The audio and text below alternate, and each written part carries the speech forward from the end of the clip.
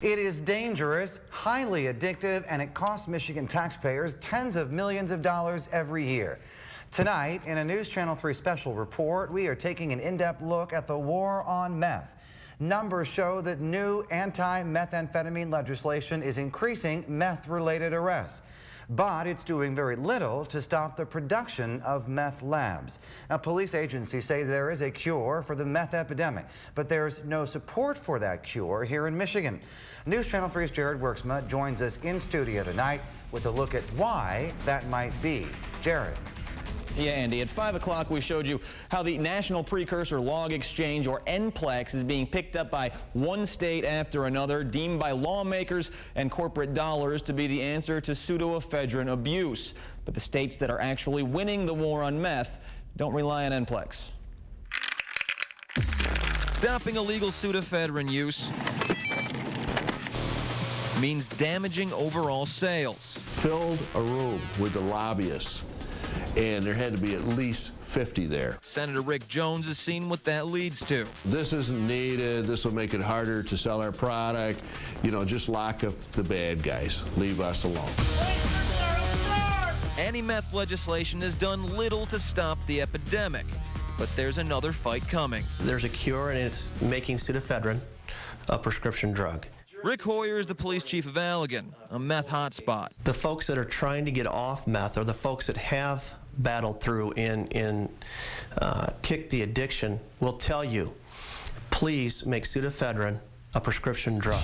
After seeing 448 meth labs in 2004, Oregon started requiring a prescription in 2006. The numbers since 2007 are unbelievable. And in 2012, by month, they had 5,1,0,0,0 meth labs. So they had a lot of success with the prescription method, as you're saying. In 2010, Mississippi became the only other state to follow suit.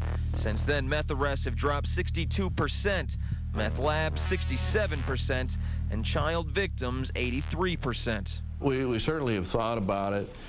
We've had a number of sheriffs and police chiefs, especially from Southwest Michigan, ask for it.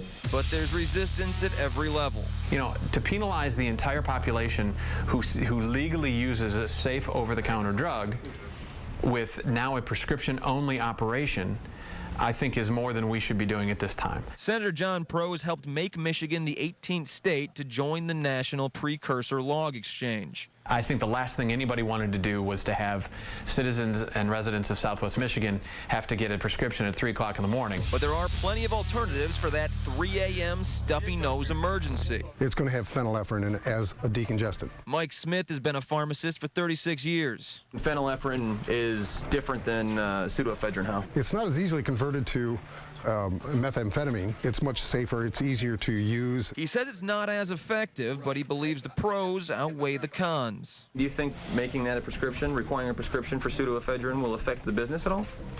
I'm sure it will, but it almost ensures that whoever's buying it is going to use it for what it's intended to be used for. But that doesn't appear to be enough incentive. Certainly the drug companies are pleased with having the NPLEX system in place, so much so that they're paying for the system to be implemented statewide. Chief Hoyer believes he knows why. This is a crime versus commerce.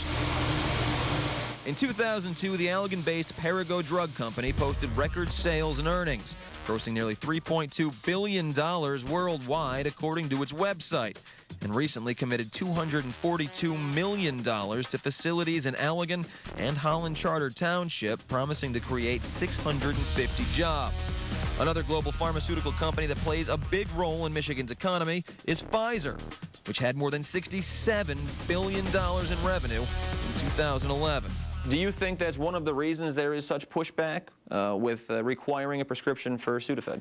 Well, certainly nobody wants to damage the economy or jobs, so certainly that's a problem. As pharmaceutical giants post record profits, we found another upward trend in Michigan. In the past probably 5 to 10 years, it's been growing probably 10 to 15% each year.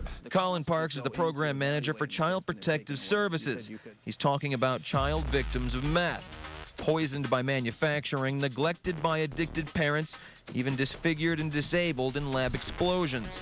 He says Michigan removed nearly 400 such children the first full year NPLEX was in place. I mean, was there a dip at all in 2012 as far as kids are concerned? Given the fact that we saw about a 12% increase, if that has had an impact, we haven't seen it yet. When we approached Perigo about this story, we were repeatedly denied an interview. Finally promised a statement that was never issued. But at least Perigo answers its phones. After 3 weeks of repeated calls and voicemails, we haven't heard anything from Pfizer. Investigation, we spoke with officers worried that we would raise awareness before prescription legislation had the appropriate support in Lansing. They're concerned corporate profits will squash the effort before it even begins. In the days ahead, we will be contacting more Michigan lawmakers. We're even going to give the drug companies another opportunity to tell us why prescribing pseudoephedrine is not a good idea. You may want to do the same. Okay, Andy?